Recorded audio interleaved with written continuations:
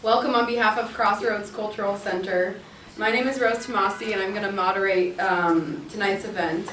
So this past summer I finally took the advice of my friend Carlo here and read Simone Weil. That'd be great. Weil. We don't know how to say her name still. We have no consensus. Simone Weil's wonderful book, The Need for Roots. And to be honest, I couldn't put it down. So while I was still in the middle of reading it, I sent a sort of excited and frantic email to Carlo and Angelo and some other friends, basically begging them that we should have an event tied somehow to this book and to her. So I personally was very struck by the way that she developed her understanding of the human need for rootedness. And how applicable her concept of rootedness and uprootedness and its consequences were to our contemporary cultural context. And as it turns out, this, I'm reading the book, talking to my friends about it and everything, coincided with the publication of this new little anthology of her work that was published by Plough. And some copies of this book, as you probably saw, were available when you came in, so you can get one on your way out if you would like to. So to kind of go a little further with this idea of rootedness, an important but often unrecognized truth is that political movements are just as good as their capacity to serve genuine human desires. So 75 years ago, Simone Weil was one of the first thinkers to recognize that the Western world was on the verge of embracing a worldview that would radically reduce the scope of human desire. She also understood that when the needs of the soul are denied, we all lose the common ground where we can come together as a society, and we gradually become uprooted. In The Need for Roots, she writes, "To be rooted is perhaps the most important and the least recognized need of the human soul. It is one of the hardest to define. A human being has roots by virtue of his real, active, and natural participation in the life of a community, which preserves in living shape certain particular treasures of the past and certain particular expectations for the future." Tonight we are fortunate to have two excellent speakers who will help us appreciate her prophetic work and that one and others, and the provocations that she still offers to us today. Susanna Black here received her BA from Amherst College and her MA from Boston University. She is an editor at Mere Orthodoxy, Plough Quarterly, the Davenant Institute's Journal of Ad Fontes, and Fair Forward. She is the founding editor of Solidarity Hall and is on the boards of Distributive Review, the Davenant Institute, and is a co-founder of the Simone Weil Center for Political Philosophy. Carlo LANCELLOTTI was born in Milan, Italy, and moved to the U.S. in 1990 to pursue his doctoral degree in applied mathematics at the University of Virginia. Besides being a co-founder of Crossroads, he is currently a professor of mathematics and a member of the graduate faculty in physics at the City University of New York College of Staten Island. His field of scholarship is mathematical physics, with a special emphasis on the kinetic theory of plasmas and gravitating systems. He recently also, in his other job, translated into English a second collection of essays by the Italian philosopher and cultural critic Augusto del Noce. The second collection is entitled The Age of Secularization. It was published in 2017 by McGill Queen's University Press.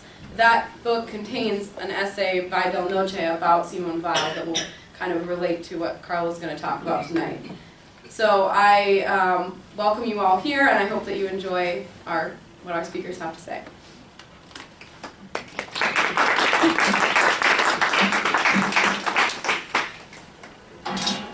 I'm actually not sure if I need this. Do I need this? Are we good? Yes. Okay. Yes or no? Okay, I'll try it. Hang on. Hang on, I just want to...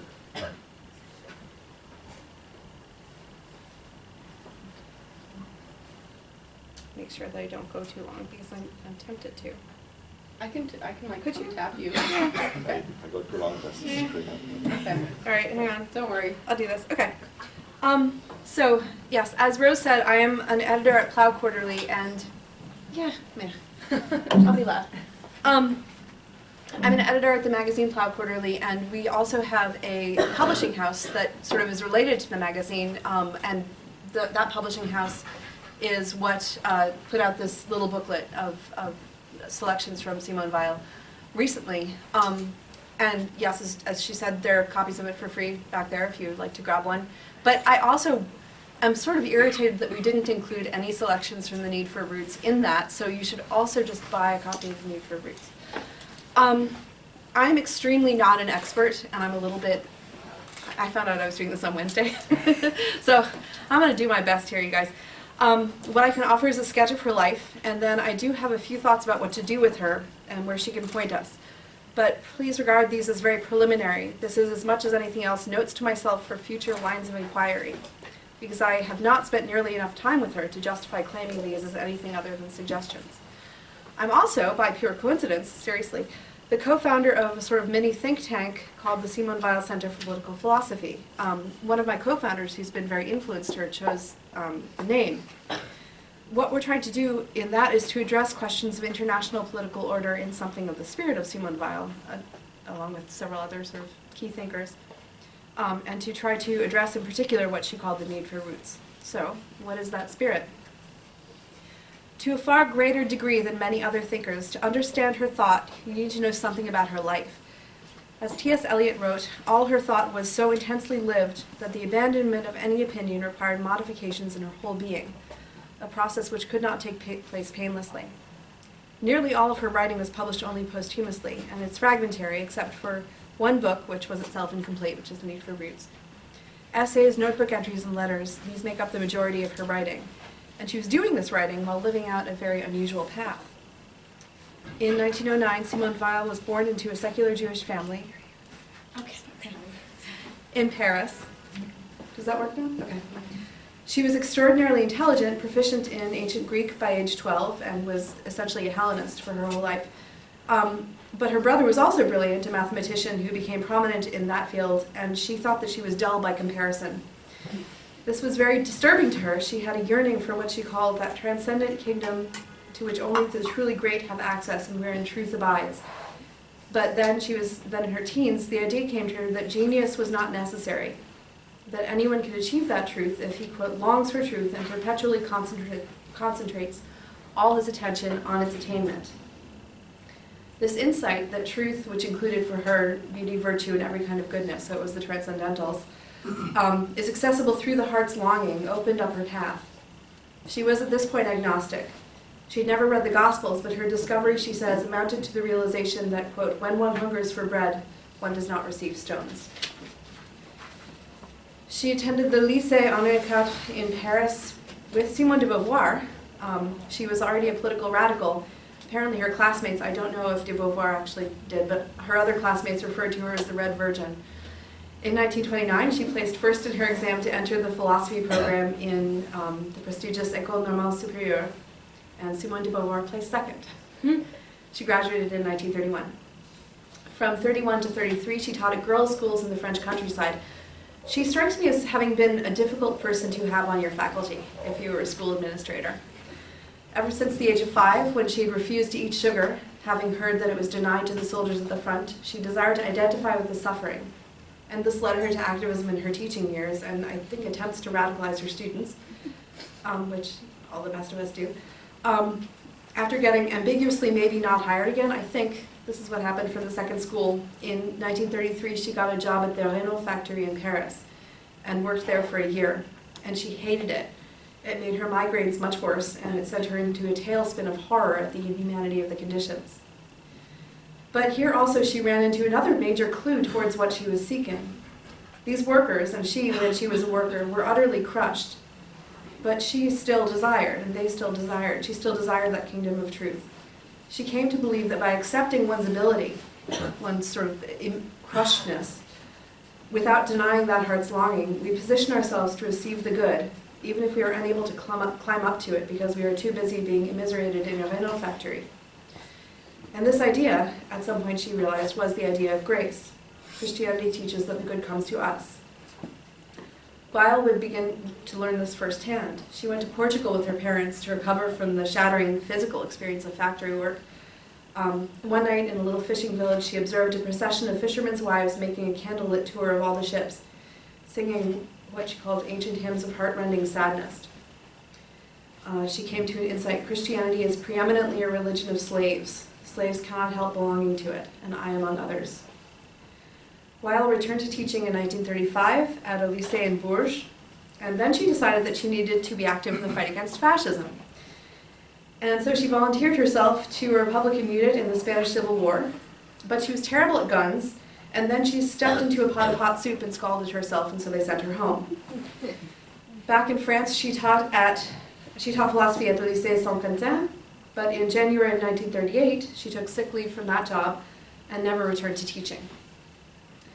But beginning with a visit to Assisi in 1937, something was changing. Weil, who was then 28, was still an agnostic, but in the chapel of Santa Maria degli Angeli, once frequented by St. Francis, quote, "Something stronger than I was compelled me for the first time in my life to go down on my knees." She had never prayed, but she had desired, and she found that the desire for the good and the true and the beautiful had always been a kind of prayer. She would later write that wherever these desires are found, there is the desire for God, even if the desiring one does not know it. And then she had what she described as a direct encounter with Jesus himself. She hadn't ever read any of the Christian mystics, so she didn't realize that this was a thing. This, quote, real contact person to person here below between a human being and God. This led her to rethink, as you may imagine, many of her intellectual positions. It also raised the question of baptism. And she never was baptized, but she spent the next 5 years wrestling with what had happened, while the war that finally arrived threw her life into yet more turmoil. After the Germans took Paris, she went to work helping other Jews who were in hiding. At one point, this is like an anecdote that I heard, I don't know if it's true, she came to the notice of the Vichy police, who threatened to imprison and torture her to find out about her underground contacts. She told them, quote, "I have always been curious to experience prison. I've always assumed I would be tortured." The police called her a bitch and threw her out. In 1942, she fled with her parents to New York, where she attended Corpus Christi at 121st Street, the year after Thomas Merton was received there. She also went a couple of times to a black church in Harlem, where she was the only white woman. Then, after less than a year here, she decided she needed to go back across the Atlantic. I think about her parents a lot. She went to London to volunteer her service to de Gaulle as an intelligence agent. She wanted to go behind enemy lines. De Gaulle apparently realized that this would have been a genuinely terrible idea. She stayed in London working for the government in exile in other ways. At this point, she also began eating only as much as she believed the men on the front were eating. In fact, she was eating much less. Weakened by this fast, in the summer of 1943, she contracted tuberculosis, which within a few months killed her at the age of 34. Plough wanted to publish this book, I think, in part because she so radically, even problematically, exhibits the phenomenon of someone who encountered Christ directly and shatteringly, and for whom entering the church posed a problem. Raised agnostic, refusing baptism, she's the ultimate outsider, and she is proof that Christ comes to the outsiders too. There are so many things that disturb me about her. Please do not starve yourselves to death and refuse baptism. Both of these seem to me to be parallel, a refusal to allow oneself to receive the nourishment that God gives, by ordinary bread or by the Eucharist. She knew her need for grace, and Jesus came to her as a grace. But here's my problem. She was very good at desire in the Platonic sense, where desire is privation. But I'm very worried that she did not allow that desire to be fulfilled. She was good at hunger. She was not good at knowing how to accept an invitation to a feast. Please do not read this book as good theology. It is not. It's wonderful. It's not good theology. It is an account of her encounter. It's a map of her hunger. She ran into God, and her refracted insights can give us flashes of truth. So what are we to make of Simone Weil? There are so many aspects to her thought, but the one that interests me most is what you might call her politics of desire. The link between her lifelong craving for beauty and for the good, and questions of political order. If others have sought to amplify the contradictions in a society so as to promote a final break with a regime that is rotten, it seems to me that one way to understand Weil is that she sought to do the same thing in herself, in her own life. She was thus a sort of personal accelerationist, somehow feeling by plunging into politically engaged suffering, her own suffering would transform the world. She sought in a way to become the body politic, to almost become France, and then to suffer as France was suffering. She was something like a cartographer. She mapped ways to God, what she called forms of the implicit love of God, which are entirely accessible to us, even to the secular among us. These forms are like paths that lead from our ordinary cities, our ordinary loves, to the love that is behind them all, and we are led along them by desire. In an essay sent to the priest Father Perrin, with whom she spent a great deal of time explaining why she would not be baptized, she wrote that, quote, "By loving our neighbor, we imitate the divine love which created us and all our fellows. By loving the order of the world, we imitate the divine love which created the universe of which we are a part. The face of this love, which is turned towards thinking persons, is the love of neighbor. The face turned towards matter is love of the order of the world, or love of the beauty of the world, which is the same thing." Key to being able to experience this love is to be able to realize that one is not God. We step out of God's place, and we are now in a position to desire the world, desire the beauty and order of creation, and to desire community. And I think that her political activism reveals another avenue of desire, another path. Her life itself could be an essay or a drama titled "Forms of the Implicit Love of God and the Beauty of Political Order." Her fight against fascism was a fight against the disorder of political evil. In the last year of her life, she wrote her only nearly complete book, I think it was just the last year, The Need for Roots, which she worked on in the hope and expectation that France would need to be rebuilt after the overthrow of the Nazi regime. In it, she speaks of this love. In a just society, we discern beauty like that of nature. We love the beauty of the world, she says, because we sense behind it the presence of something akin to that wisdom we should like to possess, to slake our thirst for good. She pointed towards a sort of solution to totalitarianism that was, or to fascism, I should say, that was, as I understand it, something like the inversion of the liberalism of the woman who I can't help thinking of as a conversation partner for her, that is Hannah Arendt. The two are in certain ways mirror images of each other. Arendt knew Weil's work. In The Need for Roots, Weil describes a future for France that is distinctly not liberal. If the liberal solution is following Karl Popper to give up on the idea of a single political common good, Weil rejects this. She is a Platonist, and so she is a universalist. The good is one, and it is the same for all. But her solution is also illiberal in that it admits and embraces the particularity of the instantiation of that good in different societies.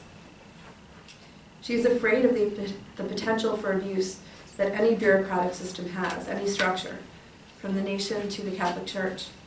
In this, she echoes the thought of Reinhold Niebuhr. Nevertheless, she does not want to be a citizen of nowhere. She is a French woman, although the idea of the nation of France is really ambiguous with her, or not ambiguous, she's not into it. To be rooted, she writes, is perhaps the most important and least recognized need of the human soul.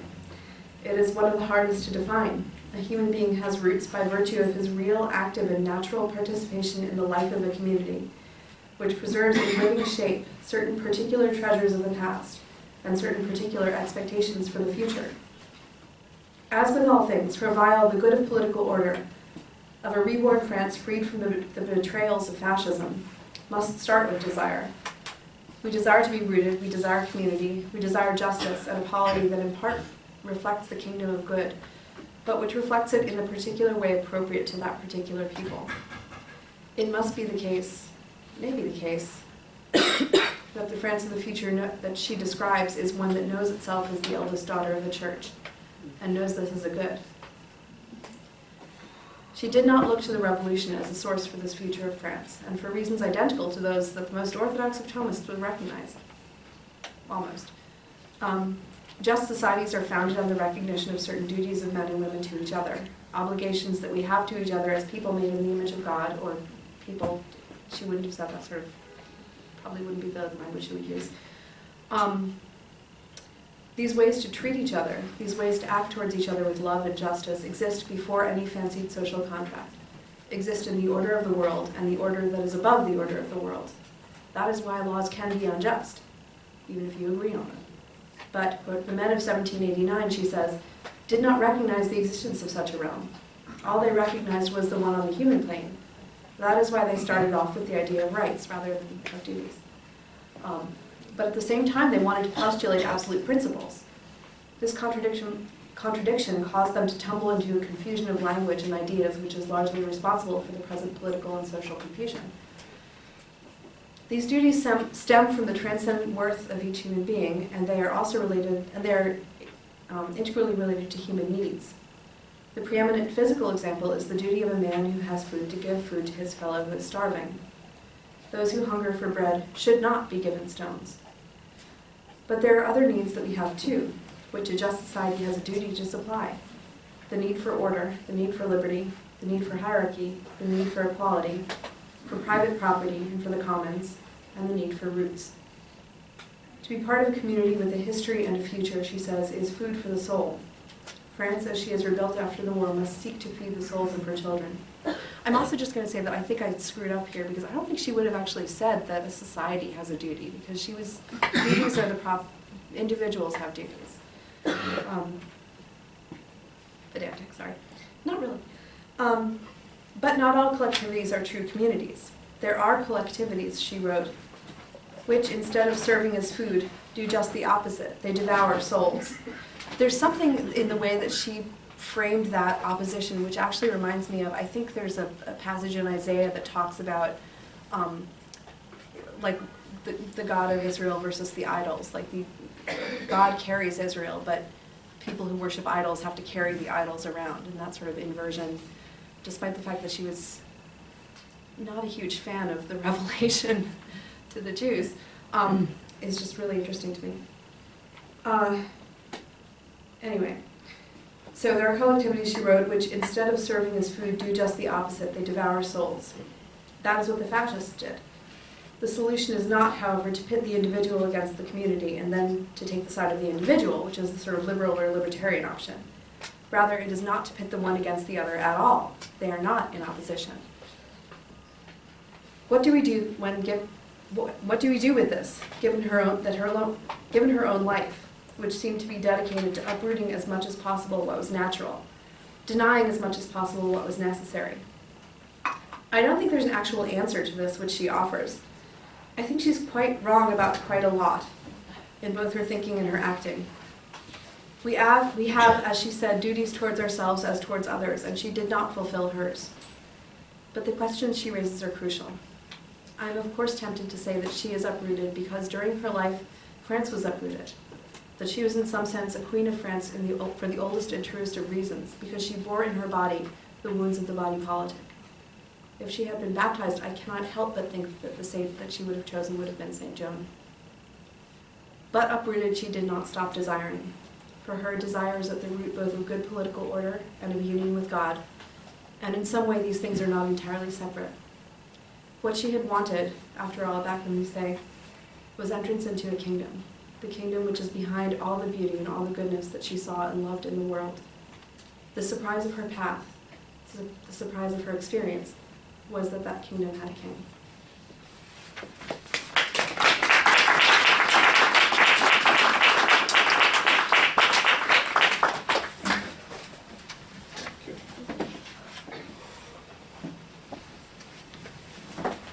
Okay, so as Rose said, the reason I got interested in Weil, and I ended up reading probably most of her books, is because she was the favorite philosopher of this other philosopher, an Italian philosopher, which I translated into English, named Del Noce. Del Noce loved Weil, and he called her the great teacher of my generation.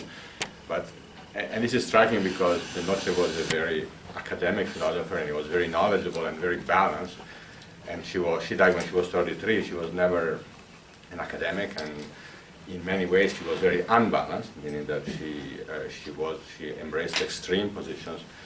But the reason Del Noce loved Simone Weil is because she thought that she was completely the embodiment of the way a modern man can come to Christ, or a modern man can come to faith. In his essay on Simone Weil, he says that the ideal itinerary of today's man towards faith is represented by Weil's experience, by virtue both of her lived knowledge of the modern world and her absolute purity. Okay? So he thought that Weil represented the way a secular person of the 20th century could come to the religious dimension, will come to faith ultimately. And the fact that she was so, in many ways, extreme and confused, she never got baptized, to him was completely understandable because she was where she was coming from. She was coming from radical secularism, in some sense. And what the Noce says very cleverly, I think, is that her conceptual structure never caught up with her experience, right? So that she had this profound journey, this profound human journey, and her mental organization never caught up with it in some sense.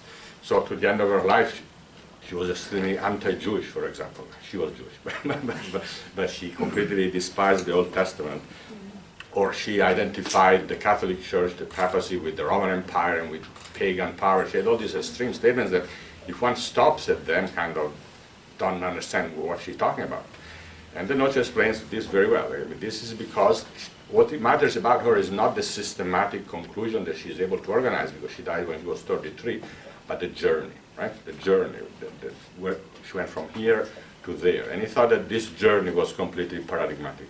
So to explain this journey, I would like to start from talking about secularism in some sense, right? Because the word secularism is used often in a very generic sense. I would like to remind some of you know the words of Father Giussani. Father Giussani said that secularism is the idea that even if God is there, it does not have to do with anything, right? The point of secularism is not atheism, it's not the negation of God. It's to say that God doesn't matter. Okay? He may well be there. God could be there, but God, even if He's there, is irrelevant. It has nothing to do with life, okay?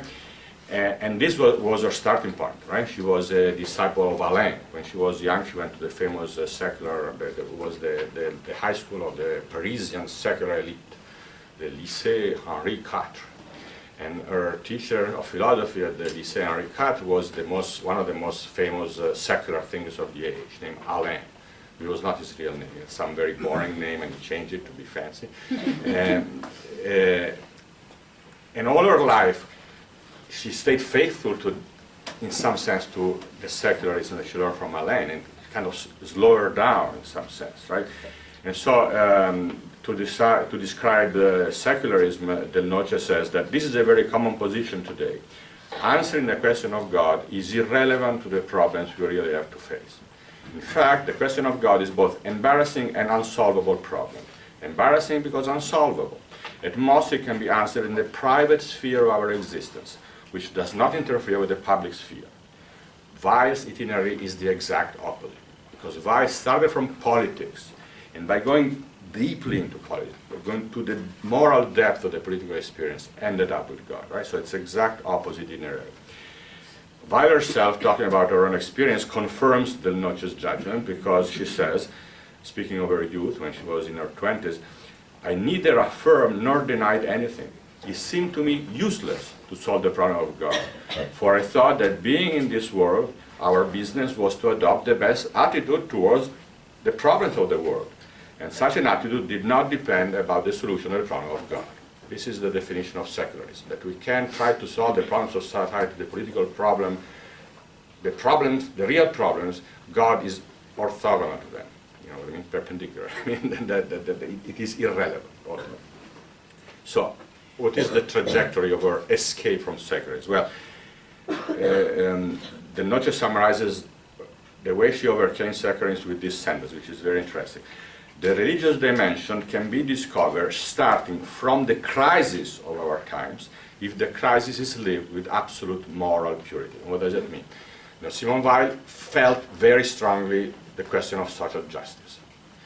And you know, for many people, social justice is something that you affirm it, and then you use it as a tool for your own power in some sense. So you use the question of social justice for politicking, or for, it's very easy to become ideological about it. But she was totally radical about it. No, she left everything and she went to work in a factory, right? And she ruined her health working in a factory to be with the workers. Even when she was a young girl, she asked her mother to reduce her food because she wanted to have the same ratios as the soldiers fighting in the trenches of World War I.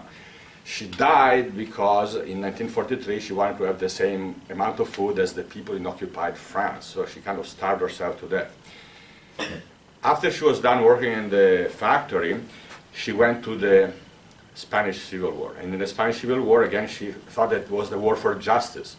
And then she was horrified to discover that everybody was unjust. The communists were, the fascists were butchers, the communists were butchers, the anarchists were butchers, everybody was just killing each other. So there was this, she felt this profound disconnect between the desire for justice and the fact that justice seemed to be impossible to make. Justice is the thing she wanted the most and the thing she could make the least, right? And all around herself, everybody was facing the same quandary. At the time, she also became interested in Marxism, but she understood that Marxism shares in the same problem, that Marxism really does not care about justice. Marxists believe that there is some mechanism in history that will produce justice, that justice itself will be the result of the dynamics of history. But this doesn't work. At the time she wrote, force is not a machine for automatically creating justice. It is a blind mechanism which produces indiscriminately and impartially just and unjust results. And then she talked about Hitler. She said, Hitler has clearly perceived the absurdity of the 18th century conception still in favor today. For the last 2 or 3 centuries, people have believed that force rules supreme over all natural phenomena, and at the same time that men can and should base their mutual relations upon justice, recognized as such through an application of reason. This is a flagrant absurdity. It is inconceivable that everything in the universe should be entirely subjected to the rule of force, and that men should be able to escape the effect of this. Either we must perceive at work in the universe, alongside force, a principle of a different kind, or else we must recognize force as being the unique and sovereign ruler over human relations also. So, you see where this is going. She discovered the religious dimension, she discovered the religious sense by going to the depth of the moral quest for justice. And by discovering that she could not make justice, she could not be just, even though she felt that that was the thing she desired the most. And now there is what I think is the key quote to understand her, quote, kind of conversion. It says, where force is absolutely sovereign, justice is absolutely unreal. Yet justice cannot be that. We know it experimentally. It is real enough in the hearts of men. The structure of a human heart is just as much of a reality as any other in this universe, neither more nor less of a reality than the trajectory of a planet. If justice is inerasable from the heart of man, it must have a reality in this world. Okay, so you see where this is going. She had this profound conception that justice is real in the heart of man, right? That it's real, that my experience is real, my desire for justice is real. Justice is real in the hearts of men. I think that this quote, that the discovery that while everything claims that there is only physics, in some sense, scientism, force, she could not deny that justice is real in my heart. Justice is real in the heart of man. So this is what Del Noce means when he says that the religious sense, the religious dimension can be rediscovered starting from the crisis of our time if the crisis is lived with this absolute moral purity.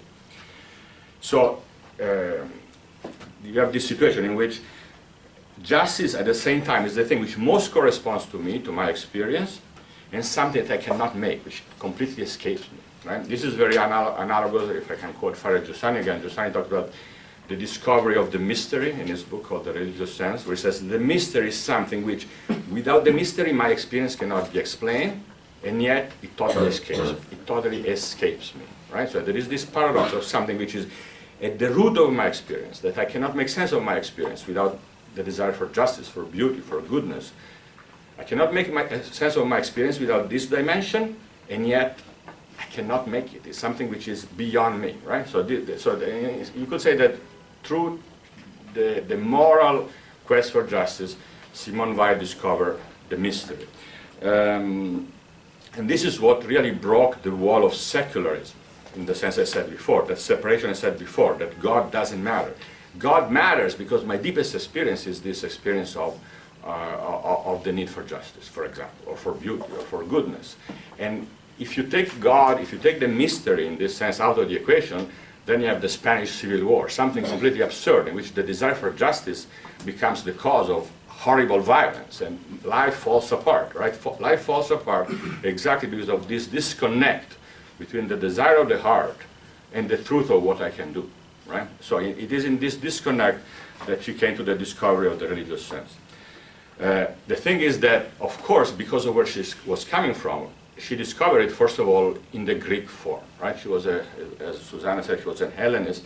And so she went through the path of the Greeks, of Socrates and Plato. Now, Socrates and Plato, in some implicit sense, discovered the religious dimension. They discovered the world of ideas, the world of transcendence. There is goodness. Plato says there is the good, right? And the good is not in this world. No, we are in the cave, like in the Republic of Plato. We are in the cave, but there is an outside world. There is an outside world. There is the world of truth and justice and beauty, but it's another world, right? And so she discovered the religious dimension in a Platonic sense, in the Greek form. She discovered that there is the truth, there is the good, there is the beautiful. We don't know where it is, but there is such a thing. There is another reality, to use another expression by Del Noce. I will quote her.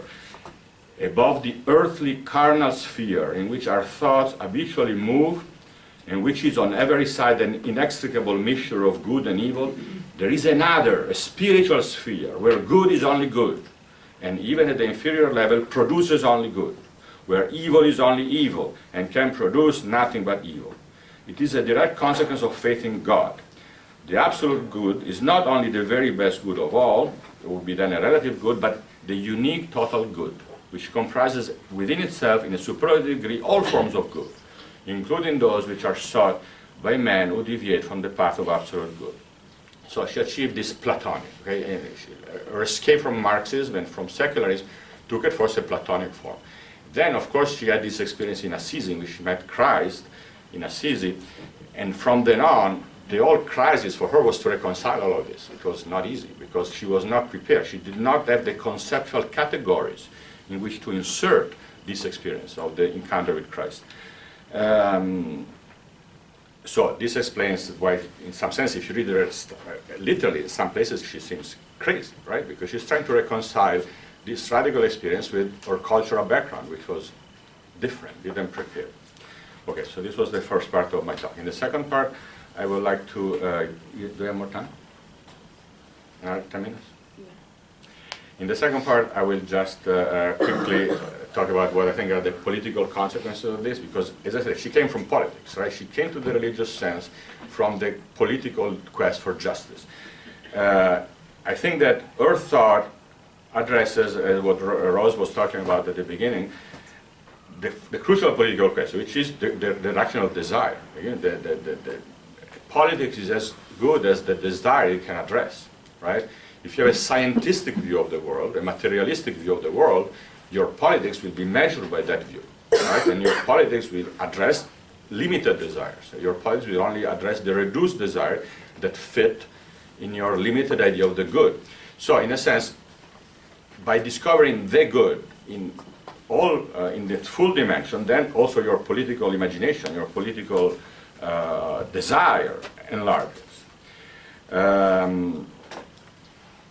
Which is difficult because, in a sense, the powers that be tend to reduce desire. The powers that be tend to naturally, power wants to control people. And the easy way to control people is by narrowing and reducing their desire. If you can reduce their desire to something that you can keep them happy, you're going to control them, right? So in a sense, social control usually is based on a reduction of desire. The book, The Need for Roots, is the opposite of this, because The Need of Roots is an attempt to rethink politics from a reopened desire, okay? So she went through, in the first chapter is this list of the needs of the soul, that Susanna read some of these needs of the soul, the need for order, the need for hierarchy, the need for obedience, and some of them are the opposite of each other. They're in a dialectical relationship, but you can go through the list if you read the book, but these needs of the soul are exactly the attempt to think politics from a full human perspective that includes the religious dimension and doesn't just reduce it to a scientific dimension.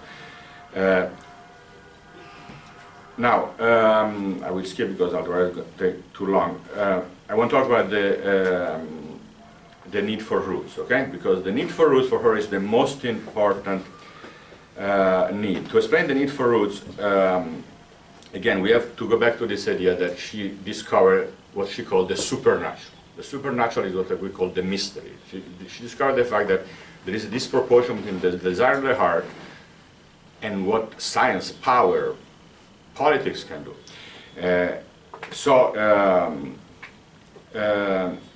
When she discovered this, she became aware that one can be aware of this and connect with your eternal destiny only through a collectivity. Okay? So let me read this passage.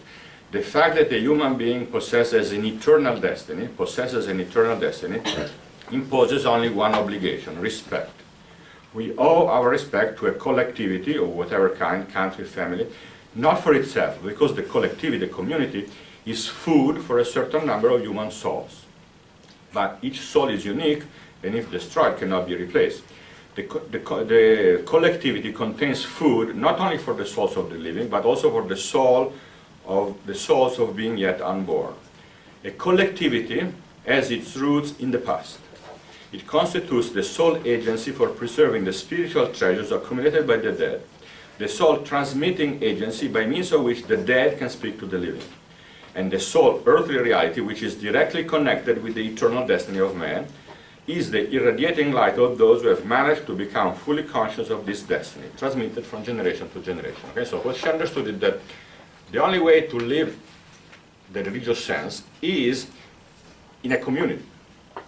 There is a community, but why does the community make possible to live the religious sense? Because the community links you back to the past, right? Links you back to the experience of those who before you who discovered this already and lived according to it. So our idea is that the foundation of the community is that it links you back to the past. It makes possible for you to be aware of your destiny. Okay? You cannot be aware of your destiny by yourself in isolation, but you're aware of yourself in a community that links you back to all the other people that were aware of their destiny before you. Okay? So there is this complete nexus of awareness of your destiny, community, and past. Right? These three things: awareness of your destiny, the community where you are aware of your destiny, and the past that made us aware of our destiny through our previous experience. These three things are totally tied for us.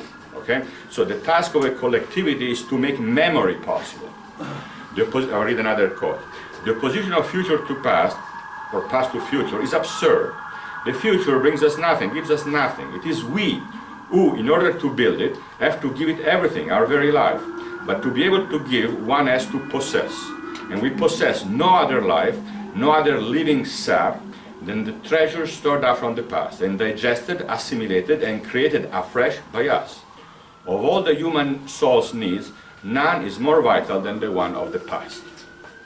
The past, once destroyed, never returns. The destruction of the past is perhaps the greatest of all crimes. Today, the preservation of what little of it remains ought to become almost an obsession. Okay? So this is what the need of roots, the needs for roots, right? The needs for roots is not a love of tradition. In fact, the Noce makes another very interesting comment. The Noce says that Simone Weil is unique because she rediscovered the traditional truth not out of traditionalism but out of revolt. Let me say that again. She discovers the truth of tradition not out of traditionalism but out of a revolt, right? So, which means that many people still today love the truth of tradition because of an attachment to the past. She did not have an attachment to the past. She was denied it by her education. But she rediscovered the tradition out of a revolt against the reduction of desire, against the mechanism, the violence. So the need for roots, okay? I read again the sentence that she read because it's very beautiful. A human being has roots by virtue of this real, active, and natural participation in the life of a community, which preserves in living shape certain particular treasures of the past and certain particular expectation for the future, for destiny. This participation is a natural one in the sense that it is automatically brought about by place, conditions of birth, profession, social surroundings. Every human being needs to have multiple roots.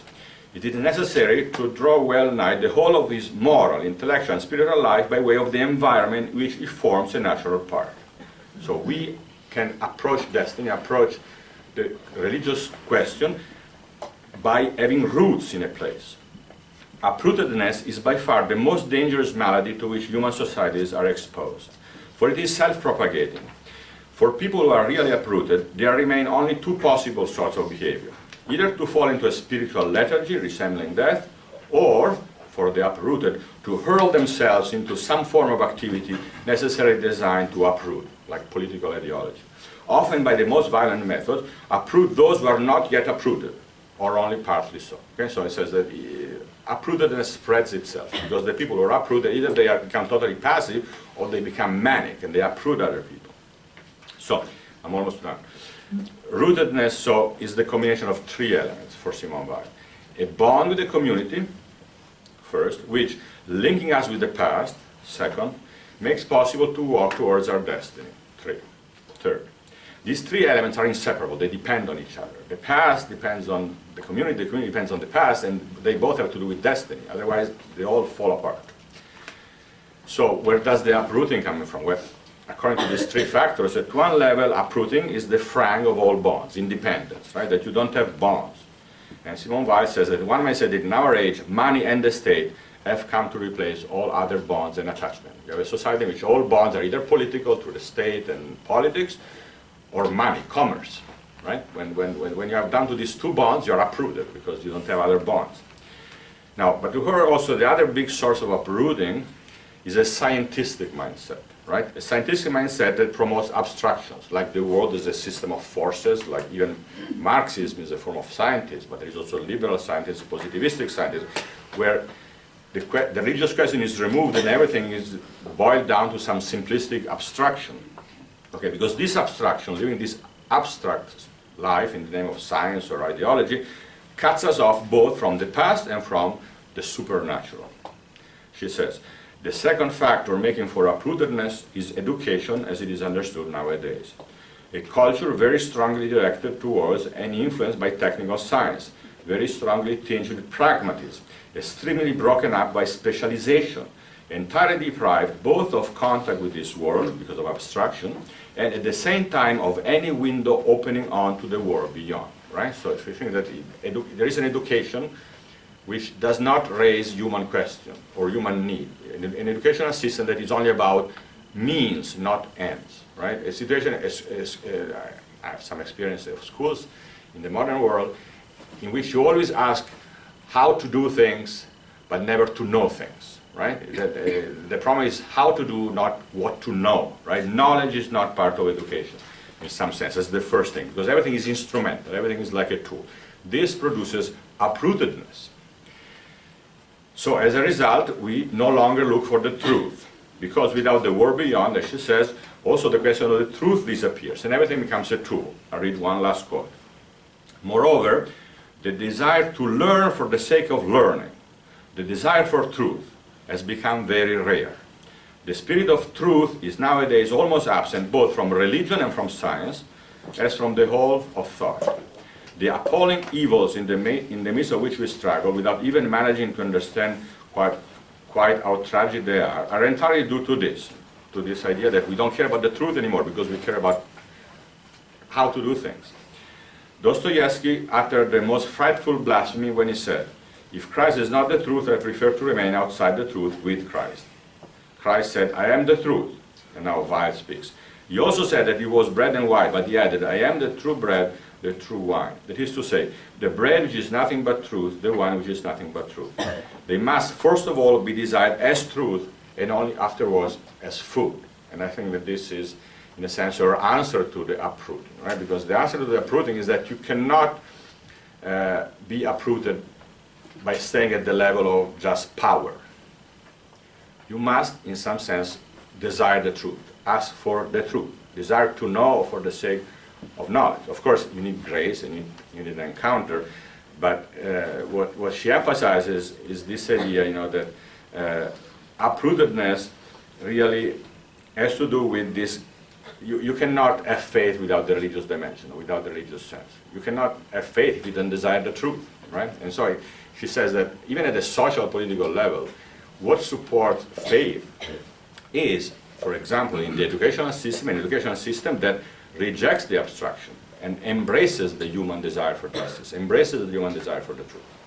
Okay? So that's it.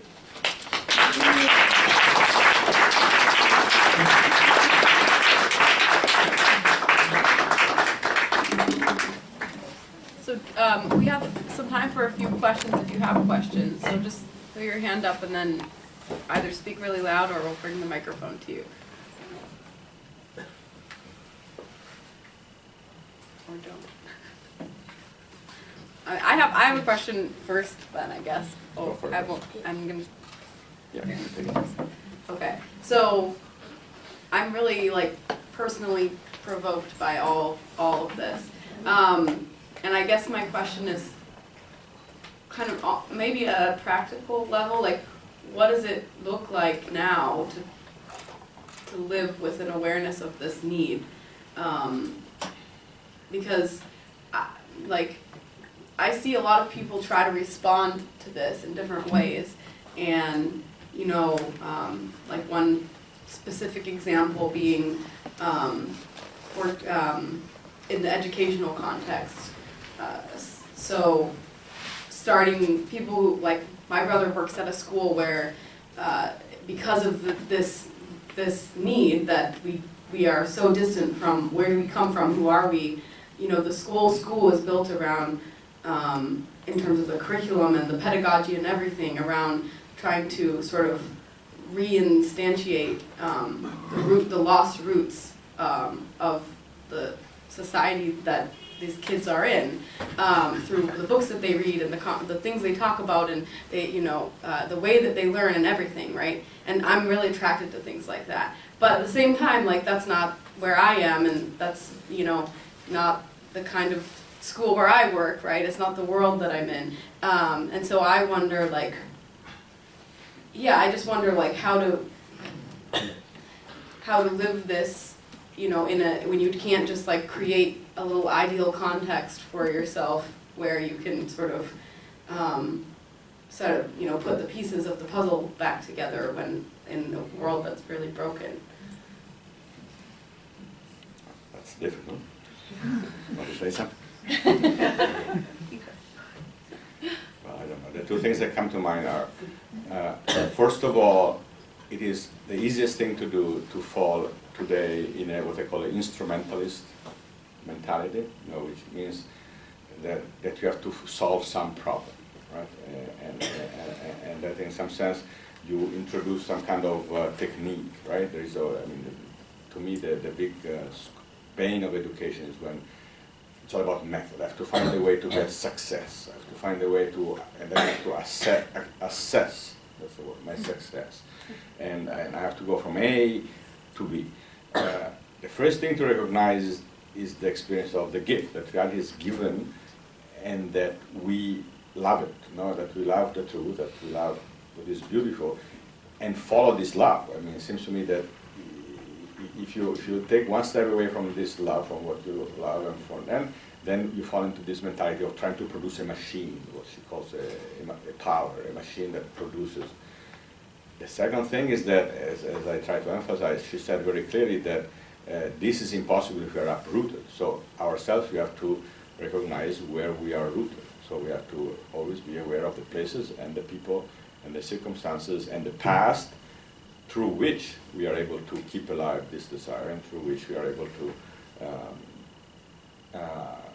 keep our eyes open onto this. That's it. But then again, it's an adventure of freedom, right? It's an adventure of freedom, meaning that there is no method, there is no scientific method that takes the problem away from you. I mean, I think that's the most important thing. If you think there is one, you're already on the wrong track, in my opinion. Yeah, I'm not sure what I have to add except that, so I think don't worry about it to a certain degree, because, so I am also, you know, I'm half Jewish, I'm not entirely Jewish, but I was also raised essentially a secular Jew on the Upper West Side. And, you know, what happened to her happened to me. Like, you get bit by the good, you know, this happens. It's a thing, you can't shut this up in your heart. You're a human being, we wake up to a desire for the good, and the only thing that will screw you up is if you quench that desire. Like, if you follow that, this is a reliable path. What she said, what she figured out in high school was right, that if you ask for bread, you will not be given stones. So it's not like, and eventually, you know, probably for many people this will result in kind of tracing back through, you know, various great booksy things, or, you know, for me it was political philosophy, which led to Christ, again, like it's very similar stuff. but you know, you don't have to have like a very you don't. Not everyone needs to go to Thomas Aquinas College.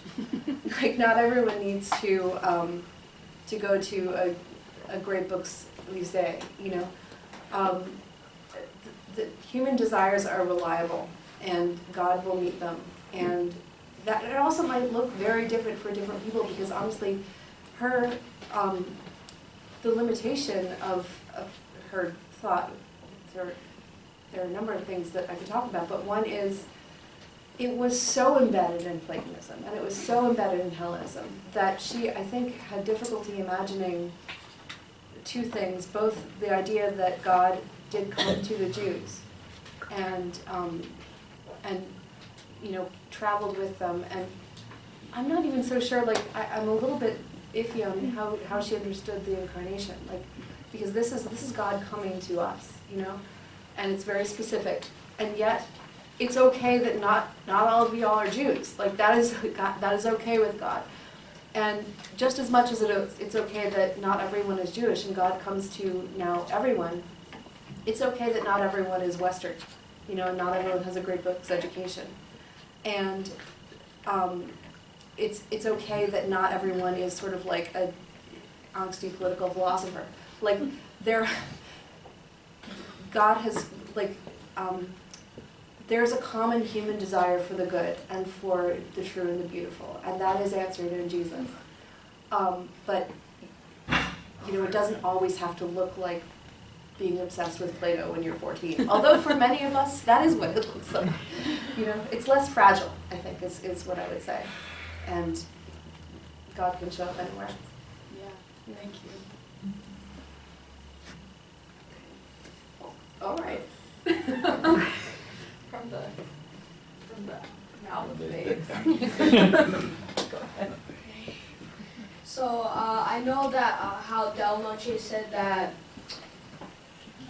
Simone Weil was she was a teacher of his generation, and how he also impacted your life as a philosopher.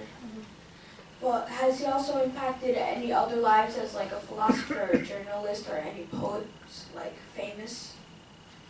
Sorry, Has she? Simone Weil, she has a big influence. Yeah.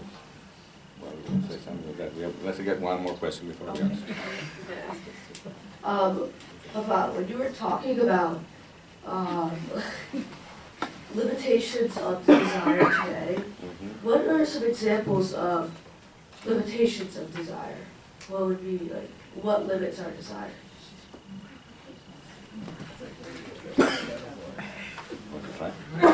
The bar has been set really high for the rest of you. Seriously, that was specifically directed at you. Well, you can answer the first question. When you answer the first question, ask the second. Oh, no, you go for the second. No, for the second. Actually, I don't even know really. I've been trying to trace who she influenced, and that's a hard question too, actually. Okay, I'll try the second. It seems to me like when we go to school, for example, right? We go to school and we have a desire to learn something beautiful. We say it's something that really interests us, and then we are told that, you know, but the most important thing, you have to get a job. Like, you know, like for example, I sometimes I teach calculus, and I say, "Oh, look at this beautiful thing! I like this formula," and people say, "Yeah, how will this?" And then a student raised his hand and said, "How will this help me get a job?" Well, and I said something to the line, "Well, having a brain will help you get a job. Will help you get a job." But the point I'm trying to make, though, is that, for instance, in education, education should have an aspect which is gratuitous, which is not just a calculation. I'm going to calculate and get in the best high school, then the best college, then the best graduate school, get the best job, best retirement, die. You know what I mean? Then everything is reduced to a calculation, while we have other desires, right? Like we have desires because we're interested in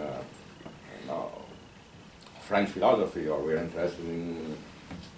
So often this is hard to keep alive. Or for instance, you know, in the whole sphere of affection, getting married, it's very easy to reduce our desire, right? We have a desire for eternal love, right? People tend to have a desire for a friendship that will not end, for love that will not end. And then we are sad that love ends, and when it ends, you divorce, or That's a reduction of desire, right? We have that deep desire for affection and for love, and we have said that it's mostly about sex, and then it's going to end. And okay? So there are many ways in which our culture tells you that certain things begin here and there, but you are not. That's not the way your experience tells you. Yeah, I think I'm going to answer that one too, 'cause that's a good one. Even though it's not directed at me, I'm aware of that. No, you Yeah, can't. thank you. Yeah, I mean, I think that even just that last little bit that you were talking about, I think that's incredibly important, and it actually. Do you guys know Sondheim's Company, by any chance? Marry me a little, love me just enough, cry but not too often, play but not too rough. It's like, this is the modern state of how we're supposed to conduct our relationships. We're just like, everything is like, don't dive in too much, and especially in a weird way with friendship. You know, there still is, you still are kind of allowed, maybe, to vow to be with, you know, to love someone, honor and obey them for your life. You're maybe allowed to do that, but you're not allowed to do that with friendship. You know, God forbid you should actually like have someone who you care about to the degree that you are willing to say, I want to be your friend for the rest of our lives. Like, you kind of can, but it's a little weird. And you're also not allowed to do that with places. You know, you can't say like, I love this city and I'm going to stay here, even if it, you know, means taking a financial hit, or I have, you know, a job that I'm going to have to pass up a job somewhere. And I think that stinks. And I think that we should, like, obviously we're not living in the New Jerusalem. Like, there are going to be frustrations, and we won't get everything we want. We definitely won't. But we cannot stop wanting it. And so, you know, if you don't have that kind of friendship, don't stop wanting it, because ultimately you will get it. But do not kill that desire in you, because that's your compass. And I guess, like, the other thing that I would say is, and this is just, you know, God has put eternity in the hearts of men, which, you know, there's, man, I don't know where that's from. Is it from Corinthians? I can't remember.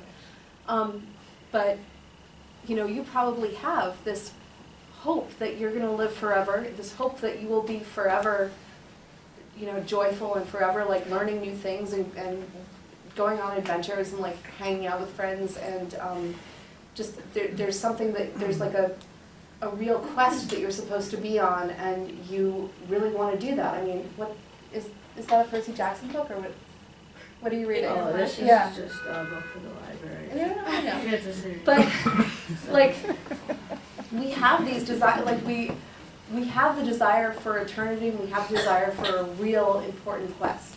And your job is to not give up on that, because you actually have one, is the thing. Like, this is what Christianity says, that desire for eternity, and the desire to be part of a quest, and that desire for a king who's worthy to serve, like a king who's, like, trustworthy.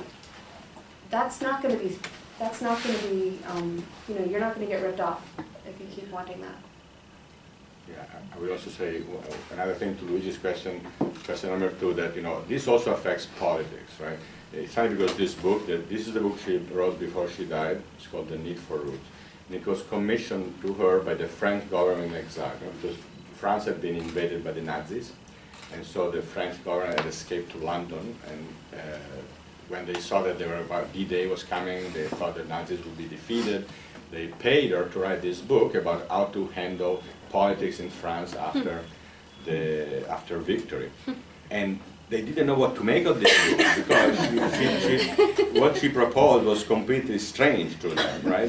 Because she talks about the countryside, she talks about the township. I mean, she thinks that, you know, that, for instance, in the factories, people should have a community in the factory. They should have a way of living. You don't just go to work because to make money. You also go to work to have a place where you're useful, for example. And so the work should be organized in a certain way that doesn't just pay you, but, you know, the laws should encourage, for instance, the factories to organize their work in such a way that addresses deeper human desire than just the desire to make money, for example. And then she talked about the countryside, and now in the countryside, in the cities, always the mayor is against the parish priest, and blah, blah. So she has all these, some of these things are naive, Okay? And none of them was taken up by the French government in exile. But it was an attempt to think of politics, keeping in mind the deeper human desires, right? And so that what makes it very interesting. Now, going back to Martin's question, that's part of the reason she was not very influential initially, because she was so different. She was really ahead of her time, right? Because the other thing that the Noce says is that she saw that after the war, Europe and also America to some extent would face a fork in the road, and the fork would be either to answer Nazi fascism and communism by, again, going back to a religious perspective, or by embracing total scientism, total organization, total technology, right? And try to beat communism on the ground. Oh, we're going to be more technological, more modern, more secular. And the second road was what was chosen in a sense, right? The Noce talks about this at length in his books. So in this sense, she was not as influential as she would have been. But for some people she was, for the people who had the questions. I'm done. Micah? Question from you can have questions also if you're older than 15. I'm almost 15, I got Okay, go for it. I got you. So what does she mean by like love in the void? Loving the void. When I read that question, when I read the title, I thought of like. Wait a second. Where did It's you the read that? title, but I think I'm not. I don't think Oh, it's actually Loving from the a Void. quote. I think it's what we were trying. I'm not even sure who came up with it, but it's the publishing house that I work for, and we were trying to like figure out what it was that something that captured her idea, and she has this idea of sort of immiseration, like complete absence, complete sort of being crushed, and that when you're like completely desolate, that's when God comes to you to a certain degree, or let me just not say to a certain degree, and I think that that's kind of what that title was meant to get at, that like she thinks that when you're in that place of kind of absence, that place of emptiness is when God can come to you, or when he often does. That's it. All right, maybe like one final question, if there is one. Oh, Bill, go ahead. Carlo, I don't know if you could say a little bit more. You made a statement to say that she may be explaining why she didn't convert or whatever, but that her intellectual she did not have the intellectual categories to understand the encounter with Christ at Assisi. And maybe the distinction there would be helpful, because there's a certain degree or sense which we precisely don't want to reduce our encounter to categories. So if you could just sort of expand on that a little bit. Yes. Can I speak without microphone? Nice and loud. Say it again? Okay. Well, I think that already Susannah hinted at that when she said that, for instance, she had this deep Greek position. In fact, the famous French theologian Cardinal Jean Danielou, wrote a beautiful essay on Simone Weil, quoted also by the Noce, in which he says that she ultimately remained a Gnostic, right? Where Gnostic means that there is a dualism, right? There is a dualism between the world and God, and so in some sense God is profoundly absent from the world, right? And God manifests himself by his absence, even, she says, something like that. So if you have this kind of Gnostic Greek category, then Danielou says that for her, also Christ, she only could initially understand him as an archetype, as a divine image, like you can find in other mythologies. She didn't have the reality of Christ, but she did not have, for instance, the category of the incarnation. She had this category of a Platonic idea, in some sense. Now, that's what Danielou said. The Noce in his essay that I translated argues that the direction of her thought would have moved past there. Okay? The Noce makes this case. He says that if you look at the logic, she would end up beyond that. But she died at 33. She died when she was 33. And so in this sense, the Noce says she never overcame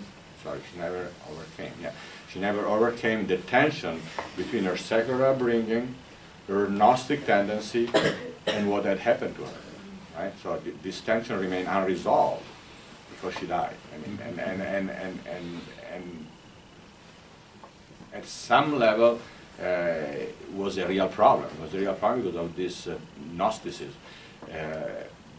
But the Noce again says that we should not read her as a system. We should read her as a journey, right?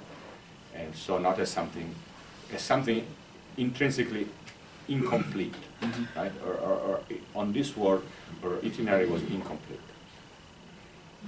You're done? One more question?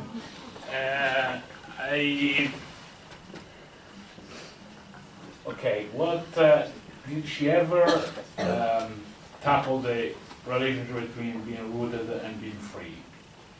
Because I can imagine that no, freedom is a great word of today, and if you are not rooted, you risk to be, and you want to be free, you risk to be instead at the mercy of anything that cannot be controlled. So, in a certain way, the only possibility to be free is to be rooted, otherwise you are at the mercy of any other thing. I was wondering if this was an issue that was tackled by her. Want to try? Sure, I'll do it. She does, and actually, I think, I'm not sure if you go after me though, because I think she's quite good at that actually, because she is a Hellenist, and this was Aristotle to a certain degree. She understood that we need liberty and we need rootedness, we need liberty and we need authority in various ways. And she understood in a very sort of Greek way that of the same sort of Greek way that would later be taken up by St. Thomas, that in order to be free, you need to have structure. Like you can't just be, a jellyfish is not free in a sense, or like someone who is, I'm trying to remember the example that she used. I think it's probably just one of the normal Aristotelian examples. If you are sick, if you're not, if you don't have good order in your health, and you're not taking care of yourself, then you're not free, which is sort of ironic given how she died. But what would you say? I agree. In her works, she never does an extensive discussion of freedom per se, but she totally gets it in a negative sense, because she has a very clear sense of power, the power, so to speak. Meaning that she for instance, in The Need for Roots, she clearly describes if you eliminate the religious dimension, if you eliminate the supernatural, as she calls it, at the end of the day, power is absolute. Power cannot be limited. And the only possible limitation to power is religiosity. I mean, she's very clear about that. Okay, so just first of all, thank you so much to both of our speakers. Maybe we can just give them